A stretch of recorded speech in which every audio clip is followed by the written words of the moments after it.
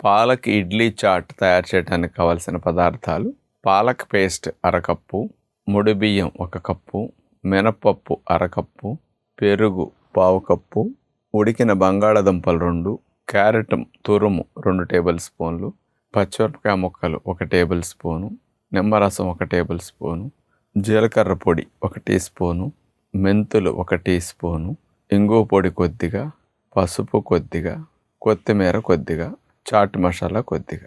నైటే ముడి బియ్యము, మినపప్పు, మెంతులు ఈ మూడింటిని నానబెట్టుకుని ఉదయం నానిన తర్వాత పిండి రుబ్బుకుని ఆ పిండిని మనం ఇప్పుడు బౌల్లో తీసుకున్నాం. అలా సిద్ధం చేసుకున్న ఈ పిండిలో పాలకూర పేస్ట్ అట్లా కలిపేస్తాం. ఇక ఇడ్లీ ట్రే తీసుకుని అందులో మేగడ రాసేసి ఆ గుంటల్లో ఇడ్లీ పిండి వేసేసి ఆవిరిలో ఇడ్లీలను ఉడికించుకుంటాం. అలా ఇడ్లీ సిద్ధం చేసుకుని చిన్న బాండీలో ఫైనల్గా జీలకర్ర, ఆవాలు ఈ 2 కొద్దిగా వేగిన తర్వాత అందులో కరివేపాకు, పచ్చిమిరపకాయ ముక్కలు, తాలింపు వేగిన తర్వాత అందులో ఉడికించిన బంగాళాదుంప చిదుము, క్యారెట్ తురుము, అందులో కొత్తిమీర, చాట్ మసాలా, నిమ్మకాయ రసం. మనం ఉడికించుకున్న ఇడ్లీ తీసుకుని ఈ స్టఫింగ్ ఇడ్లీని అట్లా సెంటర్లో ఒక చెక్కలాగా అట్లా కట్ చేసి మధ్యలో స్టఫింగ్ చేసి ఆ ఇడ్లీని మళ్ళీ క్లోజ్ చేసేస్తాం.